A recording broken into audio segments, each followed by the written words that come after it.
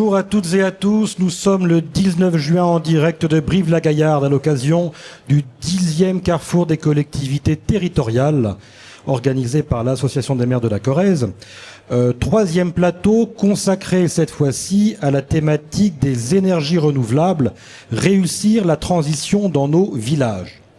Nous allons parler, alors l'actualité plutôt parle d'éoliennes, de photovoltaïque, d'installations hydrauliques, de méthaniseurs, de biomasse. Il est vrai qu'en ce domaine, l'actualité nous pousse à trouver de nouvelles sources d'énergie propres. On parle de décarbonation. On parle surtout pour la France d'objectifs ambitieux à réaliser à horizon. Alors déjà horizon réduction de 40% des gaz à effet de serre à horizon 2020, ce qui était le cas par rapport à 2005, voire même neutralité carbone à horizon 2050. Autant de grands objectifs qui finalement doivent être concrètement mis en place, y compris à nos échelles locales. Récemment, on a eu une loi en mars 2023, ça doit vous parler, la loi APER, donc d'accélération de la production des énergies renouvelables. L'idée était de confier aux communes la charge de désigner sur leur territoire les zones en fait dans lesquelles elles souhaitaient voir se développer ce qu'on appelle communément les ENR, donc énergies renouvelables. Bon, ces objectifs n'en posent pas moins des questions en matière de conditions de réussite, d'efficacité, mais aussi, on va pas le cacher, d'acceptabilité sociale. Il n'est pas toujours évident de faire accepter tous les projets par la population. L'occasion, donc, durant cette petite heure, d'évoquer ces questions avec 4 participants à mes côtés. Christophe Petit, président de l'Association des maires de Corrèze. Monsieur le Président, soyez le bienvenu. Hervé Longy, maire de Naves, à ses côtés, qui va également, alors je ne vais pas tout de suite déflorer ce qui s'est passé, mais on va parler notamment d'énergie renouvelable citoyenne, des approches assez spécifiques. Josette Fargetas, maire de Juillac, elle aussi, dont la commune a fait le choix de s'engager dans la voie des ENR sans déflorer le sujet au travers de la biomasse, on en parlera dans un instant, et Pascal Cos, monsieur le président du département de la Corrèze, qui va nous faire part d'un certain nombre de pistes, et notamment de volonté départementale de s'engager sur la voie de la consommation de l'énergie corrézienne. On en dira quelques mots dans un instant. Premier élément, Christophe Petit, alors pourquoi avoir choisi aujourd'hui d'aborder cette thématique de transition écologique et notamment d'énergie renouvelable? Bonjour à tous. Donc effectivement, pour ce 10e carrefour des communes, notre fil rouge, c'était le thème de la transition. Et bien sûr, transition énergétique, ça tombait sous le sens. Et ça nous paraissait indéniable. C'est pour ça que nous avons choisi ce thème et une table ronde justement sur les énergies renouvelables. Parce qu'aujourd'hui, de plus en plus, nos collègues maires sont démarchés, sollicités par des opérateurs privés pour l'installation de... Alors, passé un moment, c'était les éoliennes, c'était le grand cheval de bataille. Maintenant, au jour d'aujourd'hui, c'est un petit peu démodé. Maintenant, c'est l'installation de panneaux photovoltaïques. Et on a beaucoup de maires qui sont sollicités parce qu'ils ont des opérateurs qui viennent solliciter des agriculteurs, notamment pour utiliser les terres agricoles ou autres pour l'installation de panneaux photovoltaïques. Donc des opérateurs qui vont démarcher les maires, quelquefois les particuliers aussi, j'imagine.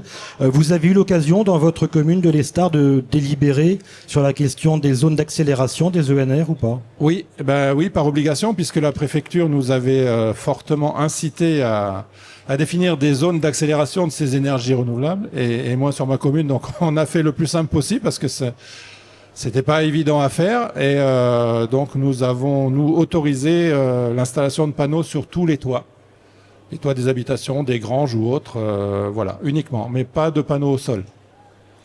Et vous pensez qu'aujourd'hui les communes corréziennes sont prêtes globalement pour ce cap de transition énergétique? Prêtes ou pas, de toute façon, ça sera le passage obligé, donc forcément on s'adaptera.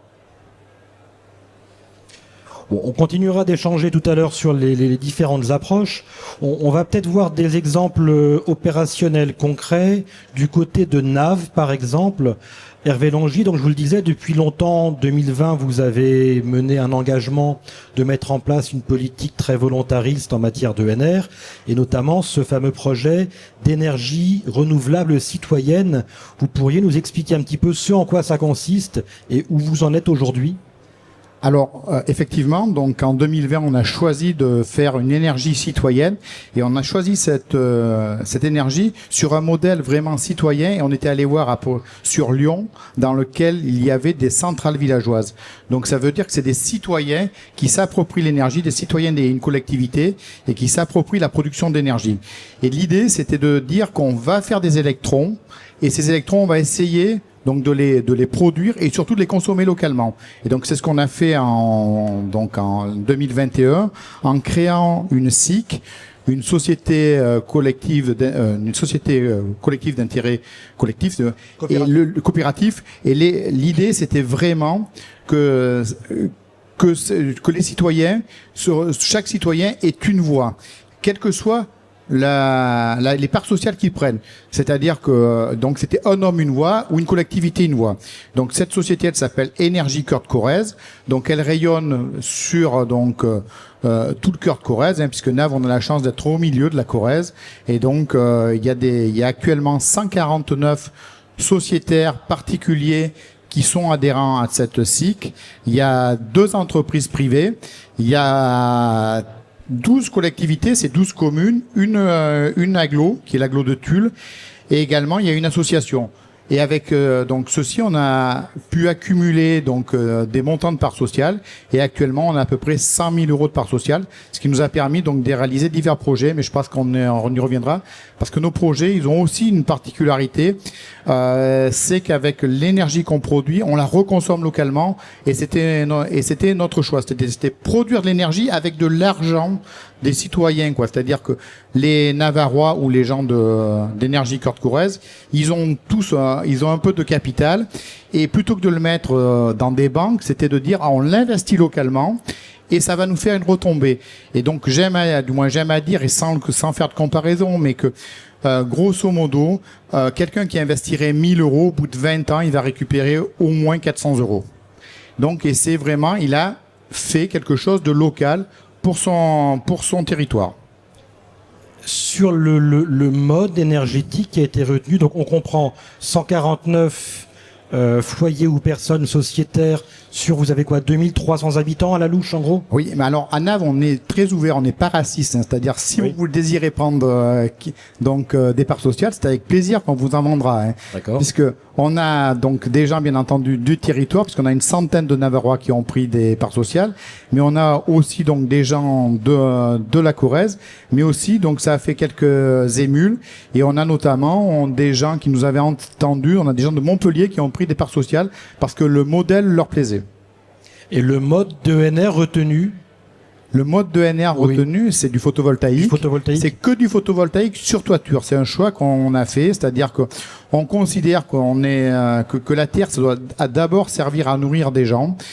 Et donc les toitures, alors on a la chance d'avoir des grandes toitures de bâtiments collectifs, on a la chance aussi d'avoir de l'agriculture qui possède des grandes toitures, et c'était l'idée d'accompagner et de dire, si vous n'êtes pas capable d'investir tout seul pour des raisons financières par exemple, eh bien nous on peut le faire pour vous et le propriétaire du bâtiment recevra donc un tarif un montant de location.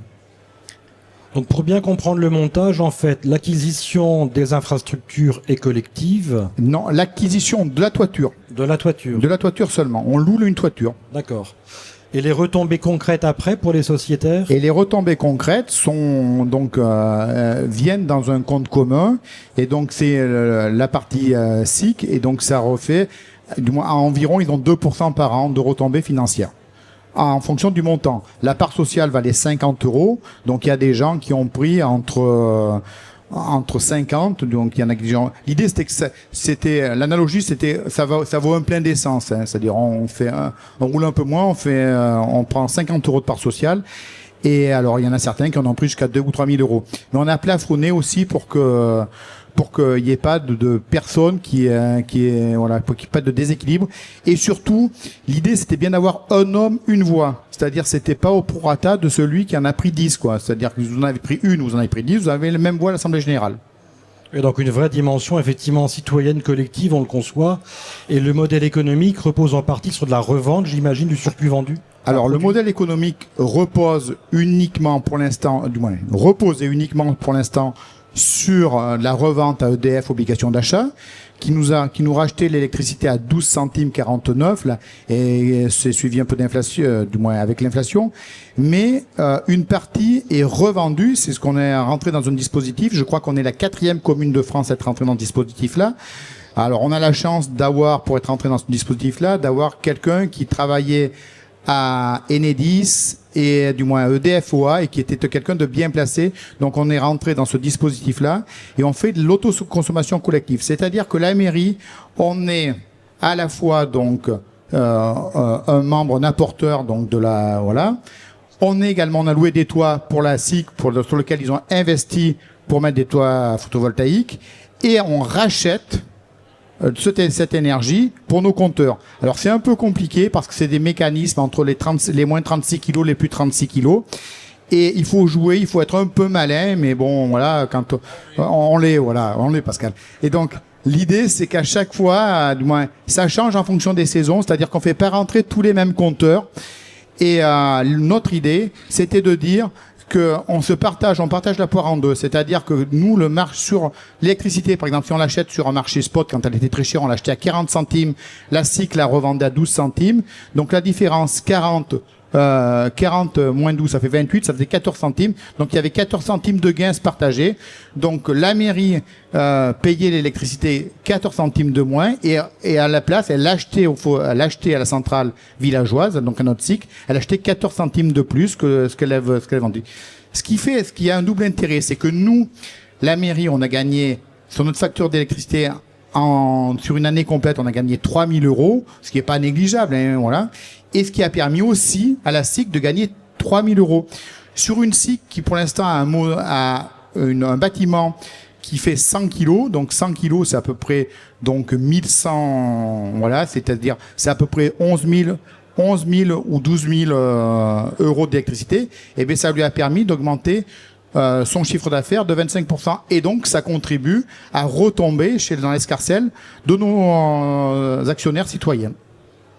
Et autre question qui me taraude, on parle effectivement de photovoltaïque, d'installations très particulières. Est-ce que vous pensez qu'avoir fait le choix d'associer directement les habitants à la démarche a contribué finalement à favoriser l'acceptabilité du projet? Alors, moi, je crois personnellement que l'acceptabilité du projet, ça a sans doute participé, mais du photovoltaïque en toiture, globalement, c'est assez bien accepté. Alors, ça les a. Alors oui, ça y a contribué, mais c'est pas comme si on avait fait un champ photovoltaïque. Hein. Donc c'est vraiment du photovoltaïque en toiture sur des toitures qui sont rénovées, et donc oui, ça contribue. Et ce qui est intéressant, c'est que énormément de citoyens se sont lancés maintenant sur des panneaux photovoltaïques, au moins pour faire de leur autoconsommation, quoi. Et de plus, la SIC, elle a fait un petit volet qui est carrément de l'autoconsommation, c'est-à-dire on a acheté des kits pour des gens qui voudraient mettre du panneau photovoltaïque dans leur jardin, c'est-à-dire 3-4 kits là.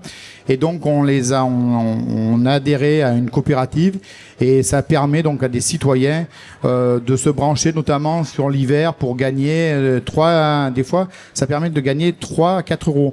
On a des citoyens qui consomment avec les compteurs Linky, ça soura, qui consomment 12 € d'électricité par jour. Et quand l'hiver c'est assez favorable, ils arrivent à diminuer de 50%, c'est-à-dire ça fait 6 € qui est produit par les quelques panneaux qui sont des panneaux branchés sur le sol, quoi.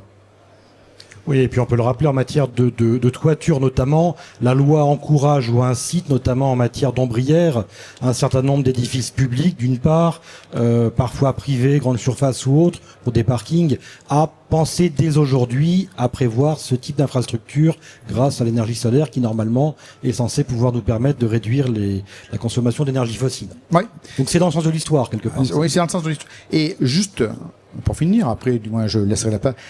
On revient d'un jumelage avec un village en Allemagne, Hornbach, et donc dans les constructions qu'ils font dans des maisons, ils imposent systématiquement que du photovoltaïque soit mis sous les toits pour la production d'énergie. Alors, leur production d'énergie, chez eux, elle coûte bien plus cher que chez nous parce qu'ils sont sur des tarifs qui sont bien différents des nôtres.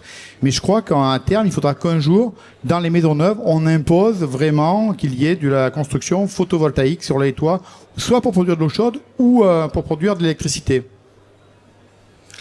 Merci beaucoup, monsieur le maire. On reviendra, si besoin, effectivement, sur quelques précisions par rapport à cette démarche. Voyageons à quelques kilomètres du côté de Juillac. À Juillac, madame le maire, bonjour à nouveau. Oui, vous êtes bonjour. Margétas. Vous, votre commune a fait le choix, donc non pas du photovoltaïque, mais de miser sur la biomasse avec un réseau de chaleur bois, si j'ai bien compris. Vous pourriez nous présenter en quelques mots le montage, les espoirs escomptés par rapport au choix retenu? Oui. Oui, d'abord, c'est une petite commune, c'est Juillac, qui est 2200 habitants, mais nous avons des grands bâtiments pour les écoles et puis pour l'ALSH. Et c'était 6 bâtiments qui étaient donc chauffés par des chaudières à fioul, et nous avons choisi donc d'arrêter ce système. Et après des études qui avaient été faites par un conseiller en énergie partagée et aussi avec l'aide du CRER, il avait été vu que c'était beaucoup plus économique et beaucoup plus une énergie propre de le faire donc avec une biomasse. Et cette biomasse donc sera installée bien sûr sur un petit parking que nous avons derrière la cantine, avec donc une réserve en bois. C'est des plaquettes qui seront livrées donc par des camions, mais qui seront des camions, et l'entreprise sera sur local, sûrement sur Saint-Thierry. Voilà, donc c'est un bâtiment qui est assez important. Il y a donc un gymnase, il y a une cantine, il y a également des grandes écoles primaires parce que c'est un ancien CEG. Et ensuite, nous avons un ALSH plus l'école maternelle. Et de ce fait, ça fait une grande surface de 1200 mètres carrés. Et plus 2 petits logements qui étaient donc à l'époque pour les enseignants. Et que nous avons donc remis avec ce système donc de chauffage. Et ça sera donc, on vendra pas donc notre énergie, mais on la mettra sur les charges puisque nous avons des locataires à l'intérieur de ces bâtiments. Voilà, donc c'est quelque chose qui je pense est nécessaire dans nos communes, parce que au niveau donc de l'énergie propre, c'est important, mais également au niveau de l'économie financière, parce que nous avons fait une étude évidemment, et sur les énergies où on dépensait à peu près 23 000 euros par an, là avec ce système, avec l'étude que nous avons faite, ce serait donc 8 000 euros par an. Voilà, et puis bon, bien sûr, il y a eu un investissement important, mais qui a été aidé par la DETR et également par l'ADM. Donc, il nous reste à charge 20% donc de ce projet. Donc divisé par 3 la facture, le coût global du projet à peu près, vous avez un ordre de grandeur? Le projet, il était à peu près 365 000 euros, et on a eu donc l'ADM qui est intervenu pour 113 000 et la DETR pour 174 000, donc il nous reste 77 000. Avec plus de 15 000 euros d'économie chaque année, en fait, pour l'instant. Comment ? Plus de 15 000 euros d'économie chaque année. Voilà, c'est ça. Si je comprends bien, c'est ça. Voilà. Les enseignements que vous tirez de l'expérience aujourd'hui, il n'y a pas encore le recul nécessaire. Non, il n'y a pas le recul parce que c'est en travaux. C'est donc nous n'avons pas encore donc le résultat final, mais on espère bien par rapport à tout l'investissement qu'on a porté, que ça sera bénéfique pour nous aider pour le chauffage. Et même question que tout à l'heure, vous avez eu l'occasion de débattre en conseil municipal des fameuses zones d'accélération des ENR? Oui, on a débattu, mais nous n'avons pas délibéré, quoi. Enfin, il n'y a pas eu de choix de désignation. Il n'y a pas eu de choix. D'accord. Alors l'exemple est intéressant. Donc on est vraiment sur une démarche de recherche de circuits courts au niveau municipal énergétique, circuit court qui est aussi la volonté qui anime le département de ce que j'ai compris, au travers donc d'une volonté politique forte. Alors j'évoquais tout à l'heure René Dubos, en 1977, agronome français, une fois n'est pas coutume, qui a le premier posé l'approche nécessaire de pensée globale, agir local quand on évoque ces questions de développement durable, voire aujourd'hui énergétique. C'est ce que s'apprête à faire la Corrèze, alors qui promeut l'énergie corrézienne. Qu'est-ce qu'elle a de mieux, Monsieur le Président, cette énergie corrézienne? Comment peut-on... Est-ce qu'elle est verte? Est-ce que l'énergie corrézienne est verte déjà? Oui, merci de l'invitation. Alors, peut-être, avant de répondre à votre question, deux, trois remarques. D'abord, sur la loi APER. Ça accélère de rien du tout, en fait. Donc, c'est encore une loi qui peut servir à pas grand-chose, en fait. Donc, il vaudrait mieux, des fois, s'abstenir que de créer des bureaucraties supplémentaires. Parce que, en fait, à part imposer aux maires toute une bureaucratie pour être sur des zones d'accélération qui a un peu énervé les gens en plus, parce que t'accélères ou t'accélères pas, et donc t'y es ou t'y es pas, enfin ainsi de suite, pour qu'au final, on le classe vertical et que voilà, ça serve à peu près à rien. Mais enfin bon, pendant ce temps, ça occupe la galerie. Le deuxième sujet, la deuxième remarque, c'était par rapport à l'initiative de NAV, qui est une initiative citoyenne et en lien aussi avec les collectivités. C'est ce qui donne aussi la crédibilité à l'initiative citoyenne aussi, parce que ça conforte et c'est une très belle opération. Et je voudrais citer une autre aussi de Corrèze qui va dans le même sens, enfin qui recherche le même objectif que la SIC, et donc qui sont des exemples certainement à regarder de près. C'est la foncière rurale agricole ou de Corrèze, foncière rurale de Corrèze, qui a pour objectif en fait de mutualiser la question des bénéfices aussi liés à ces questions d'énergie renouvelable.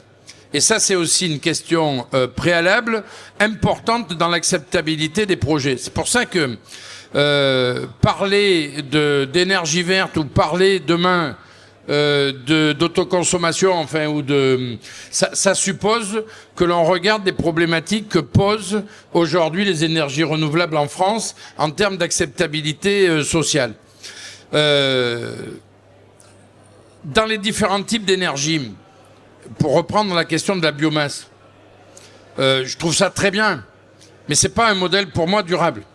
Pourquoi le département n'est pas parti sur la question de la biomasse? C'est pas pour remettre en cause les projets qui sont en route et qui sont faits, c'est le choix des uns et des autres. Mais pourquoi aujourd'hui ce modèle n'est pas durable? Pour la simple raison que si on n'a pas 2/3 de subvention, un réseau de chaleur, ça fonctionne pas. Tu viens de le dire, il faut sur un projet de 600 000, 366 000, il te reste à charge à la commune 77 000. C'est-à-dire qu'on dit on économise 1/3 de la facture, mais il faut mettre de l'argent public.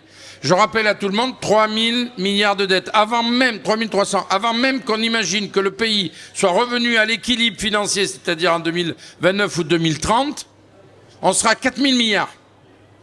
Ça y est dedans, ça.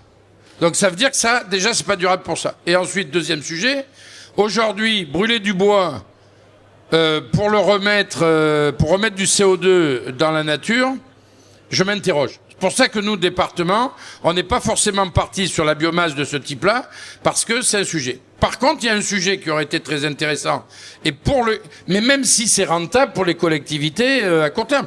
À Bénin, il y a un réseau de chaleur, c'est très bien. Ça fait de l'économie, c'est ça. Mais je pense pas que ça soit un modèle qui soit durable. Et je vais même plus loin. Si demain on va couper du bois d'œuvre, parce qu'on n'a pas une gestion durable de la forêt, pour aller alimenter des grosses chaufferies biomasse à Limoges, par exemple, parce que c'est la plus grosse du secteur, ou ailleurs, mais c'est une hérésie. C'est pour ça que je pense que nous, dans notre grande sagesse, dans l'orientation qui dépasse celle de la durée de nos mandats, parce que quand on a fait une chaudière comme ça, on en a pris pour 30 ans. Il faut quand même qu'on regarde les choses de manière durable. Et c'est là où les agences de l'État, type ADEME et compagnie, pédalent complètement à côté du vélo. Parce qu'ils pensent qu'ils font de l'environnement, ils dépensent beaucoup d'argent parce qu'on leur en donne. Et le sujet, c'est de dépenser du pognon. Mais le sujet environnemental, c'est pas toujours leur priorité. Et je pense qu'on a bien d'autres sujets à faire avec cet argent-là. Surtout quand on va faire la poche des collectivités locales et qu'on va faire la poche des communes et des départements et des régions avec le budget de l'État. Et donc moi, je préfère qu'on supprime aujourd'hui les aides à l'agence et qu'on continue à donner les moyens aux collectivités. Pour continuer sur l'histoire de l'énergie, pourquoi on n'est pas allé... Il y a un sujet sur lequel on aurait voulu aller. C'est la question du biogaz. Parce que le biogaz, c'est aussi, dans un pays d'élevage, un vrai sujet pour nous. Parce qu'on dit de manière très partielle que, je reprends les propos du président Denano, président de la région de Limousin, lorsqu'il a fait le SRADET, enfin ce qui est l'équivalent du SRADET aujourd'hui, il dit 50% des gaz à effet de serre, c'est les vaches en Limousin. Bon, il croyait pas si bien dire, il y a un tiers des vaches qui a disparu dans la période, donc déjà, il y en a beaucoup moins. Mais attention, quand tu auras plus de vaches, tu auras plus de prairies, parce que c'est quand même les seuls à manger l'herbe. Ça veut dire que demain, ça fermera les espaces, et demain, les zones humides.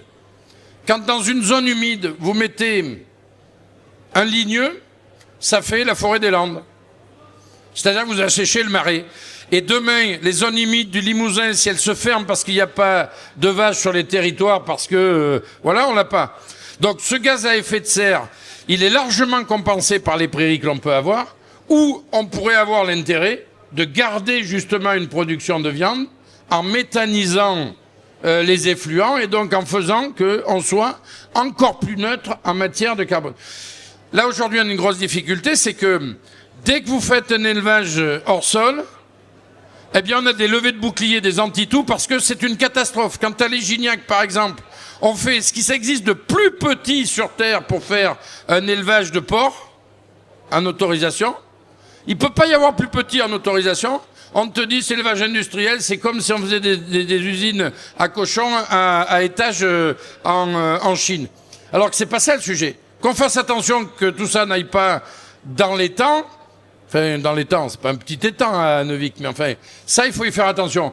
Mais de là à ce qu'on proscrive l'élevage parce qu'il faudrait pas en manger, mais qu'on va importer, ainsi de suite, là, les gaz à effet de serre, quand on importe de la viande, c'est quand même un autre aspect. Donc, je le dis parce que si on produit des énergies renouvelables, c'est pour limiter les gaz à effet de serre. Et donc, notre acte de consommation au quotidien, il est énergétique. Lorsque vous allez faire les courses au supermarché, vous pouvez économiser 50% d'énergie en fonction des choix que vous faites dans le panier de la ménagère. Ça, c'est un truc, tout le monde s'en fout. Eh oui. Aujourd'hui, en France, 50% de ce que l'on consomme est importé. Ça veut dire qu'on importe des gaz à effet de serre à tour de bras et que l'on importe de l'énergie qui n'est pas produite chez nous. Donc, consommons local et travaillons local. Et donc, c'est pour ça qu'on soutient un certain nombre d'initiatives qui font que on puisse faire de l'énergie qui puisse être consommée localement. Je voudrais refaire juste un peu d'histoire. Le département de la Corrèze est un des rares départements de France aujourd'hui à être autosuffisant en matière d'énergie renouvelable. Nous produisons plus d'énergie renouvelable que ce que nous en consommons. Grâce à quoi? Grâce aux barrages hydroélectriques. Oui. Si je fais un petit quiz et que je dis qui aujourd'hui, est-ce que vous savez aujourd'hui, c'était pas le cas il y a quelques années, mais aujourd'hui, pourquoi les barrages hydroélectriques ont été faits en Corrèze?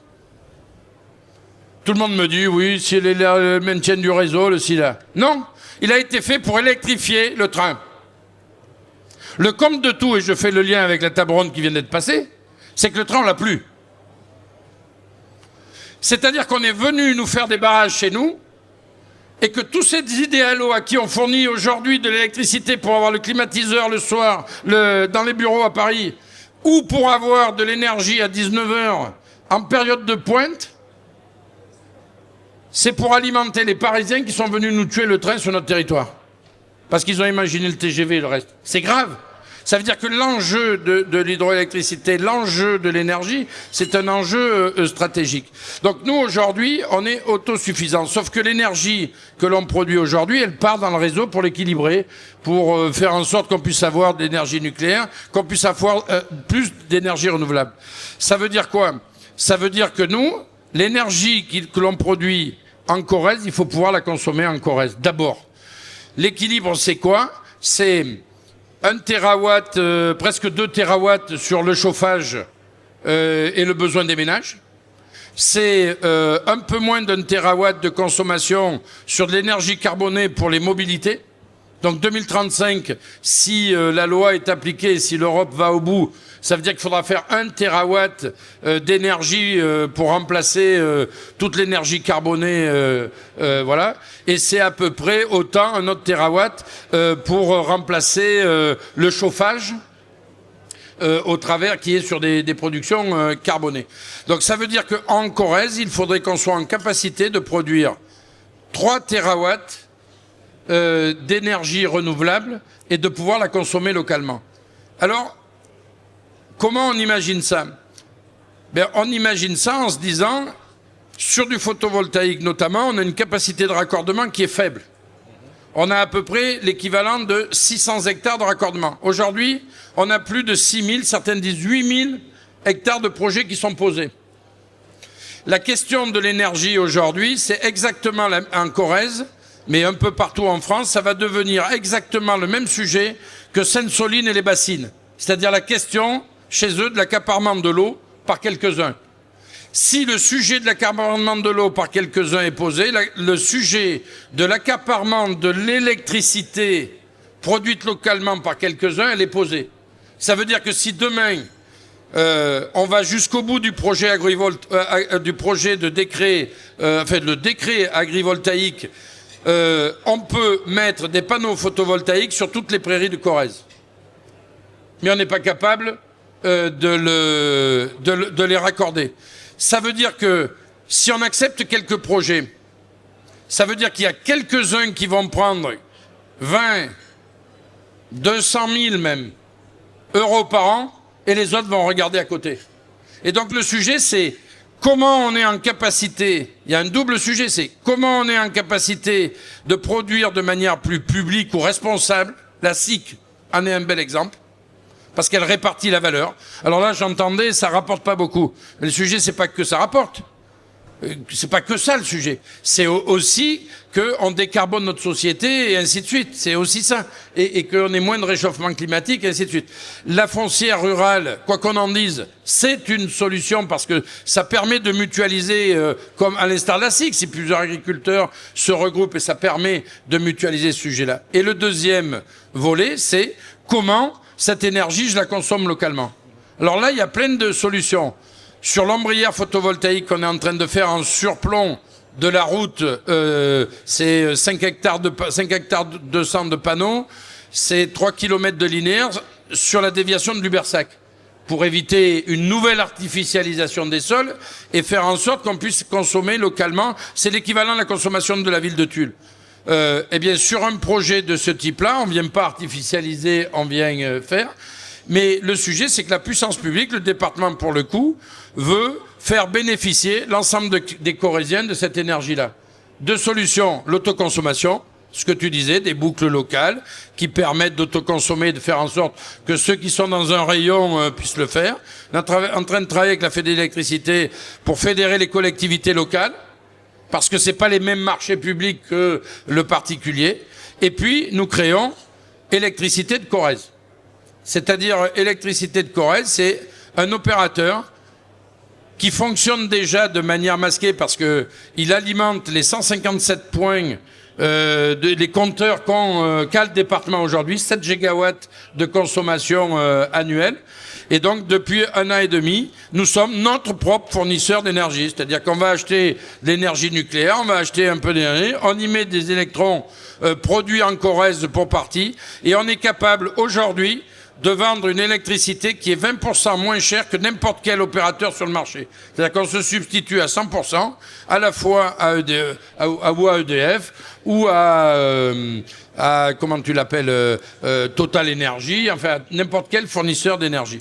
Et avec l'ombrière aujourd'hui de Lubersac, on sera capable demain de garantir à n'importe quel Corrézien, et peut-être même en dehors, mais à n'importe quel Corrézien, 10% de facture de moins que le moins cher du marché. Sur tout le territoire corrézien? Sur tout le territoire corrézien. Et plus on produira d'énergie verte localement, plus on pourra avoir de clients. Ça veut dire que dans un premier temps, Ben, il faudra prendre un peu d'énergie sur la Nouvelle-Aquitaine, parce qu'on n'en produit pas encore assez au niveau du département en tant que tel, et de pouvoir développer ça. Donc on aura ce genre de sujet, parce que c'est aussi ça, le retour sur investissement. Et puis, je voulais revenir sur un dernier point, sur le particulier. Le particulier qui a 10 000 euros, alors pas qui sait pas trop quoi faire, mais qui peut avoir 10 000 euros de disponibles. Je dis bien qu'il peut les avoir. C'est pas le cas de tout le monde. Ou qui peut avoir soit en termes directs, soit en termes en emprunt. Il n'y a rien de plus rentable aujourd'hui que de faire de l'autoconsommation individuelle sur sa propre toiture. Pourquoi ? Parce qu'aujourd'hui, un particulier, c'est ce que tu disais pour l'Allemagne tout à l'heure, un particulier aujourd'hui, il paye l'énergie entre 17 et 25 centimes du kilowatt. Tout packagé. Ça veut dire que chaque fois que vous produisez un électron sur votre toit, c'est 25 centimes d'économie du kilowatt que vous faites. Alors que sur des ombrières ou sur d'autres systèmes, c'est 10 centimes le coût de rachat. Donc la parité, elle n'est pas tout à fait la même. C'est pour ça qu'on ne peut pas garantir des baisses de factures énormes pour un particulier avec que de la production locale. Mais tout ça pour dire que si demain on arrive à délester le réseau, si demain on arrive à mettre sa propre énergie, et il y a quand même eu de la souplesse de fait, parce que aujourd'hui on n'est pas obligé de mettre chez soi une autoconsommation sur son toit. On peut le mettre sur l'abri de jardin qui est à côté, on peut le mettre sur du carport, on peut le mettre sur des équipements qui nécessitent pas d'être compliqués pour faire la maintenance, l'entretien, ou voilà. Et on a de belles boîtes corréziennes qui aujourd'hui sont spécialisées sur le sujet. On en a en Haute-Corrèze, on en a en Basse-Corrèze, on en a en Moyenne-Corrèze. Ils développent des équipes, et je pense que c'est quand même mieux que d'aller écouter tous ceux qui nous démarchent aujourd'hui et qui nous vendraient un peu n'importe quoi.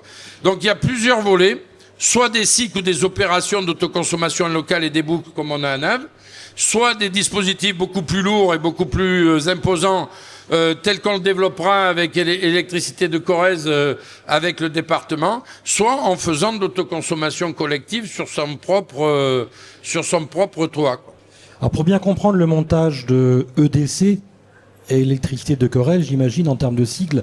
Le statut, concrètement, c'est du statut public, c'est de la société publique locale, c'est pas de la SIC. Là, on sera sur un peu comme la SIC, c'est-à-dire qu'il y a du privé-public, c'est-à-dire que la collectivité garantit l'éthique et la façon de faire, et travaille avec un opérateur privé qui a les capacités d'organiser la facturation, d'organiser les choses, et des agréments pour permettre de pouvoir être aujourd'hui un opérateur de mise en marché. Parce qu'il n'y a rien de plus complexe que le marché de l'électricité dans notre pays. Parce qu'il est à la fois issu d'un système très protecteur et dont l'Europe est venue faire un système très libéral. Et ça fait pas bon ménage. Très honnêtement, l'énergie, sur le plan européen, ça aurait dû être un enjeu stratégique, ça aurait pas dû être un enjeu de marchandage, et que la libéralisation, d'ailleurs, que l'on a assisté en marche forcée de l'Union européenne, nous amène aujourd'hui à ce qu'on paye l'électricité bien plus cher. Donc comme quoi le libre-échange, ou que la libéralisation, ça veut pas forcément dire économie pour les consommateurs et souveraineté. Parce qu'il y a aussi ce sujet-là, ce sujet de souveraineté. Et je pense que ce qu'on essaie de travailler avec ça, c'est aussi un peu de souveraineté corrézienne. Alors on joue un peu les Gaulois, mais dans tout ça. Et je voudrais rappeler quand même à tous que le mix énergétique aujourd'hui, il est fait de 60% d'énergie qui est liée au nucléaire. C'est une chance à la fois. Alors après, on est d'accord, on n'est pas d'accord, c'est autre chose. C'est pas le débat du jour. Mais c'est une chance pour le prix du kilowatt. Sauf que ce prix, aujourd'hui, il explose. Et donc, deuxième sujet, qui est lié à la libéralisation, c'est-à-dire aux décisions de Bruxelles, alors qu'on en aurait dû en faire un enjeu stratégique, parce que sans eau et sans énergie, vous faites rien. Et j'en reviens du coup à l'eau, il n'y aura pas d'énergie sans eau. Parce que, expliquez-moi comment une centrale nucléaire fonctionne sans refroidissement et donc sans eau.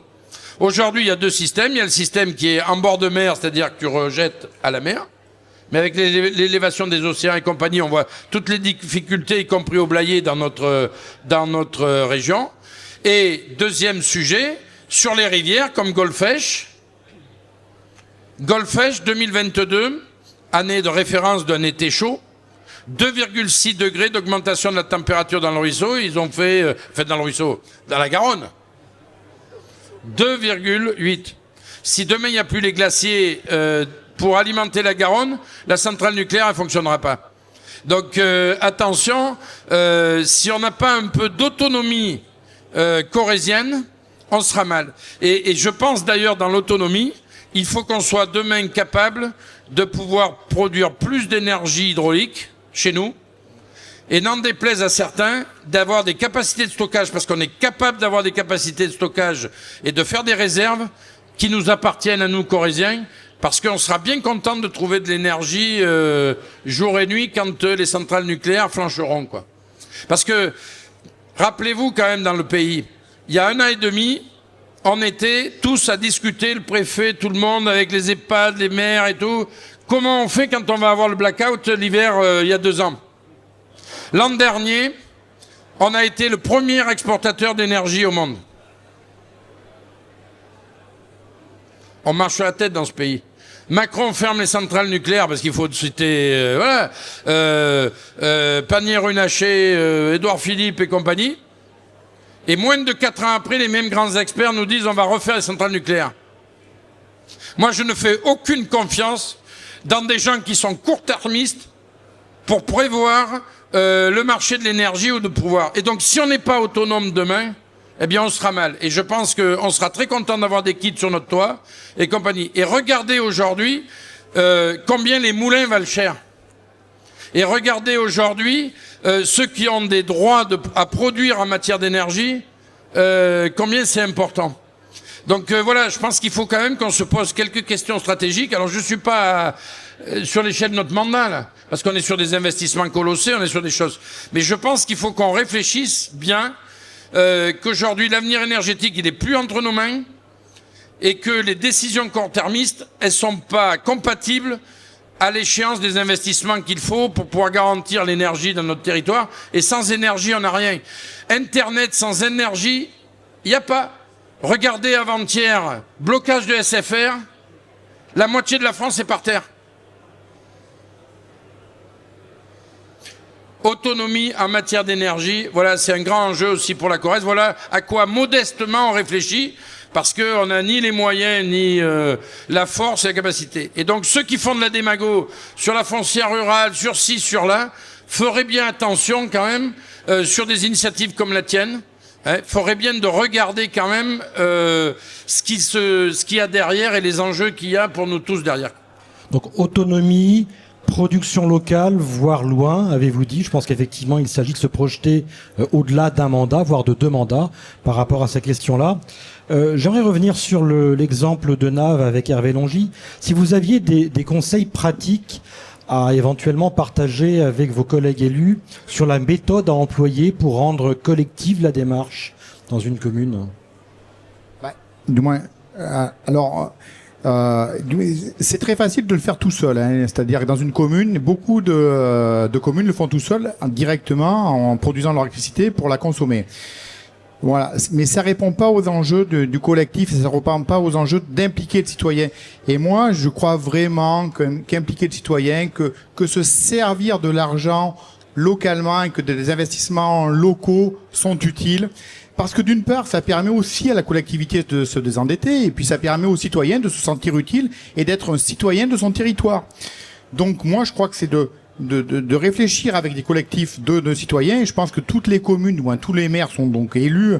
Donc ils ont été élus au moins à une voix de plus que les autres. Donc ça veut dire que ils peuvent, du moins dans leur projet de mandat ou ils peuvent demander donc à des citoyens de réfléchir à cette question, quoi. Et je crois que plus on est ensemble, plus on réfléchit, il y a toujours des bonnes idées qui sortent. C'est la force du collectif. Et après, donc il y a des initiatives qui sont faites. Alors Pascal citait la foncière rurale. Du moins, il y a des initiatives sur les SIC ou d'autres systèmes comme les centrales villageoises. Donc il y a des modèles qui existent et c'est s'appuyer après sur ces modèles, c'est aller voir. Moi, dans mon métier, je me promène beaucoup et dans toute la France par rapport à de l'agronomie. Mais je crois que ce qui est important, c'est de pas rester chez soi. C'est-à-dire, une fois qu'on a un collectif, c'est d'aller voir ailleurs ce qui se passe. Parce qu'ailleurs, il y a aussi des bonnes idées. Et c'est de dire, d'une idée, on peut la transférer chez nous. Alors, il y a des adaptations qui sont territoriales à faire. Mais c'est d'aller voir, c'est d'aller discuter, de dire, celui-là, il a une idée. S'il a une idée, c'est qu'elle est peut-être pas bête. Et peut-être qu'on peut s'en servir et peut-être qu'on peut la transposer. Alors, moi, je voulais juste rajouter dans le droit fil l'important de mobiliser le citoyen. Moi, je vous ai parlé de ça, voilà, mais c'est tout à fait l'idée. Je vois le maire de Fay qui est là. Imaginons que demain, nous faisions une réserve citoyenne de 50 millions de mètres cubes d'eau qu'on est capable de remplir au pont d'Arpia ou au Chavanon. Bon. Si on est sur une réserve citoyenne, on la partage. Ça veut dire qu'on est capable de faire de l'électricité 80 mégawatts en matière, d'accord? Et ça veut dire que demain, à Argentat, on est capable, avec le turbinage en cascade, d'en refaire beaucoup plus. Et on est capable, à Argentat, de délivrer 13 mètres cubes secondes au lieu de 10 en débit garanti. Ça veut dire que derrière, toute l'activité, les canoës, le machin, tout ce qui se passe derrière, la question de la biodiversité, ainsi de suite, sur toute la rivière jusqu'à l'estuaire de la Dordogne, eh bien, ça a du sens. Que le bouchon vaseux qui est là-bas à l'océan, eh bien, il parte parce qu'on est capable de lâcher beaucoup plus d'eau. Ça, c'est ça.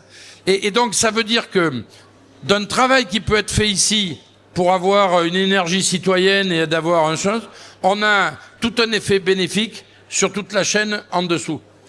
Voilà. Et donc, si on prend bêtement, on veut pas de réserve parce qu'on veut pas de réserve et il faut pas surtout pas faire de réserve, ou si on dit on fait de la gestion multi-usage, on a la question de l'eau, mais aussi on a la question de l'énergie, et on a le citoyen qui peut aussi permettre de vivre sur ce territoire, ou garantir à des entreprises d'avoir un coût d'énergie pour pouvoir continuer à rester sur notre territoire, eh bien ça change tout, quoi. Et les anciens, ça ils savaient faire. Rappelez-vous, dans nos communes, on faisait les emprunts. C'est-à-dire que c'était les gens du village qui allaient faire les fossés autres. Ils ne le payaient pas au travers de leurs impôts. Mais à un moment, il va falloir se poser la question, parce que les impôts, on ne pourra plus continuer à en payer toujours plus. Et donc, à un moment, il faudra bien revoir la place du citoyen dans le nouveau modèle sociétal qui est le nôtre, et dans le nouveau modèle politique au sens vide de la cité. Hervé Langy. Oui, moi j'adhère totalement, parce que je crois que vraiment le citoyen, il a besoin d'avoir un sens dans lequel il place ses économies. Et pour agir, du moins tout à l'heure vous citiez René Dumont, c'est vrai que penser globalement pour agir localement. Et je crois que c'est important. Et moi, en tant que citoyen, je suis prêt à investir quelques économies, bien entendu, pour que ça agisse sur mon territoire et pour qu'on ait des retombées. Parce qu'il faut pas se leurrer tout à l'heure, quand Pascal disait, les personnes qui viennent nous voir dans les fermes pour faire du photovoltaïque au sol, c'est des investisseurs. Ils viennent là, pas pour nos beaux yeux et pas pour les prairies vertes. Ils viennent là pour faire du fric. Et s'il y a des privés qui sont capables de faire du fric, pourquoi nous, on n'est pas capable de mobiliser de l'argent citoyen pour faire la même chose? Et ça permet à nous, Corréziens, de rester là. Et j'ai bien aimé tout à l'heure, c'est Pascal qui le disait aussi, l'histoire des Gaulois, parce qu'à Naves, on est très attaché aux Gaulois. Voilà. Et donc, voilà. Et j'espère qu'on sera des Gaulois, mais sans doute irréductibles, mais pas les derniers. Des Gaulois inspirants, surtout, gageons-le. Donc je retiens donner du sens, effectivement, mobiliser, jouer collectif. Alors 3 clés sans doute pour réussir cette transition dans nos villages. Ce sera sans doute l'objet d'un des prochains mandats ou des prochains mandats à venir. En tout cas, un grand merci à tous les 4, Christophe Petit, Hervé Longy, Josette Fargetas et Pascal Coste. Je pense qu'on peut les applaudir. Cap sur la transition dans nos villages.